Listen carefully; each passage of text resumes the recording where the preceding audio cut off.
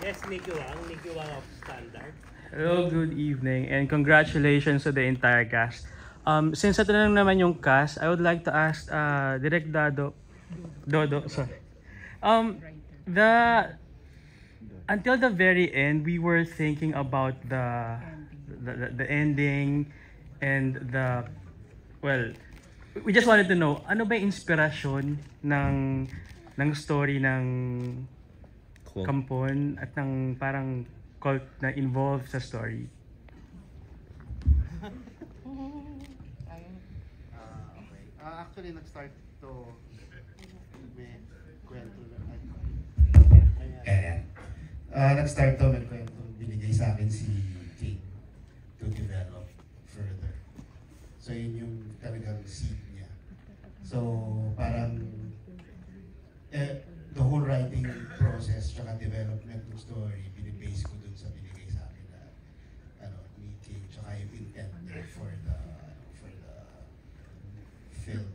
So, well, especially yung part about the family and in dynamics of having a child, it's not something in my own experience pa. Mm-hmm. Parang ang trabaho ko is gawing weird yung stuff. Right. So, dun ang galing yung kulto, yung all those other elements na and yung rituals to start. Di ko alam kung may inspiration ako doon. So minsan nakakaisip ko talaga ako ng ganun based on whatever. Pero I think the very prominent thing doon sa binigay sa akin ni Kim was the torso na nakalubog sa tubig. And from there, nag-imagine na ako na kung ano-ano bang mga bagay. Right, thank you. Derek King, now seeing the reaction of the people and of course seeing the entire film, is there something that you wish to change on how the film was made? Change how the film was made. Mm-hmm. I would actually want more people to see what we have now. Kasi that's really how we intended the film to be, kumbaga. So in terms of course, as like with any filmmaker siguro, I would say na meron talaga mga minor lang. Parang, I wish I did this or I wish I did that, di ba? But I think as a whole, I think this is already what we envisioned for the film. So, and I'm personally happy with it. I hope the team is happy with it also. But in terms of asking kung mag-change yung, kung gusto ko siyang palitan, I think. That's great to hear. One final question lang, Direk. Let's talk about Erin.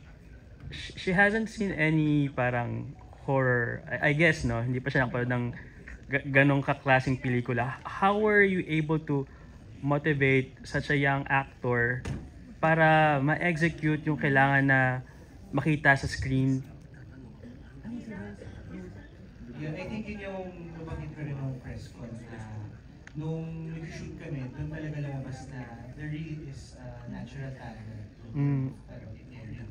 So, but of course, throughout the process, she was also guided, not just by me, but by a lot of people.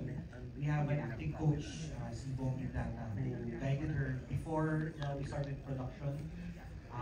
And then on set, we also have a child psychologist who joins Erin every time she's on set. So, just to make sure na she can separate kung ano yung shoot namin from reality. So, yeah. But yeah, I think it's really natural talent talaga. Yes. And I hope it showed. Yes. Yung talent talaga. On that note, congratulations again to the entire cast. Thank you. Yay! Entertain our last question. Sino